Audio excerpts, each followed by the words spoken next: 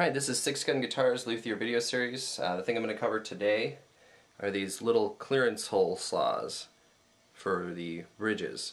What this is going to do is cut those tiny little slots that are in the bridge right behind where the string sits, so that way the string can come over and get out of the way of the bridge pin when it gets in there, so that way the bridge pin can seat really well.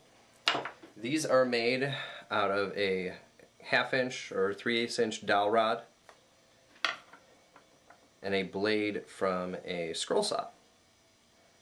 Now what you want to do is measure it out so that way your blade can sit in there with a little bit of it exposed. So in this case we're looking something like this. So you got about about 1.5 inches or so of the blade exposed. Now this part doesn't count because it doesn't have teeth, and we're going to cut that off. So what I'll do is I'll measure a little bit beyond that, cut it off, and then I've got my blank for here. The next thing that you want to do is take that blank, saw it right down the middle, splitting this thing open. So you're gonna take that dowel rod and you're gonna open it up like this. Make a nice straight cut because it's important. You take your blade, lay it in the middle, and sandwich it back in. And when it's sandwiched back in, these tiny little barbs on the end of the blade here that are meant to be held into the scroll saw jaws there, these guys are going to bite into the wood on the inside, and it's going to hold this blade in place.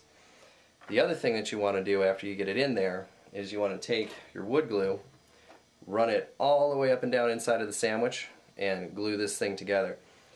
While it's being glued, wrap it in tape. I leave it on there because it makes a nice soft handle, but when I had it glued on here, and you can kind of see the split there, when I have it glued on here, I just wrapped it up in this this is just painter's tape. Just wrapped it up in the painter's tape, held all the glue in there, and it also kind of gives it a little bit of a clamping action.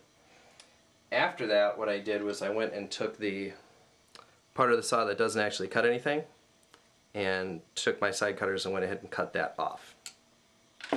Biggest thing that you want to do is make sure that your blades are still sawing on the push stroke, just so that way you don't have a chance of getting in there inside of the bridge and ripping out anything as you're cutting it, which would be devastating on a guitar that already has the bridge glued on, because now you have to do repairs or you have to replace the bridge, and it's just not a lot of fun. So the way that this works is you stick it right inside of the bridge hole here, or the bridge pin hole, and you start to saw your notch.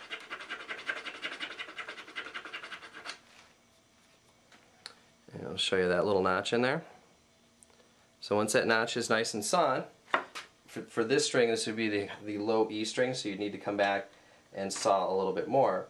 And this is easily done with this saw, because you can saw right next to your other location and widen out that hole a little bit, so that way it has all the clearance that you need for the thicker strings.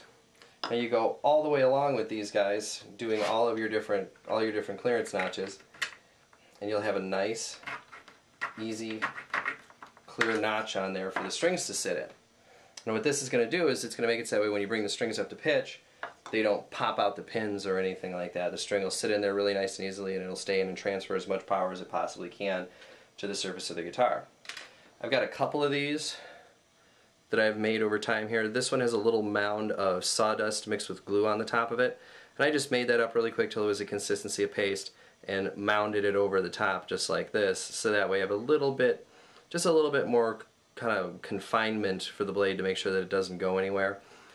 This one hasn't gone anywhere yet. I've sawn a couple things with it, but just in case, it's nice to have a little bit of a mound on there with some extra stuff to keep it still. You can buy these things from the catalogs out there, but I made these from just a couple of scrap blades. This one has a little bit more aggressive kerf than this one does.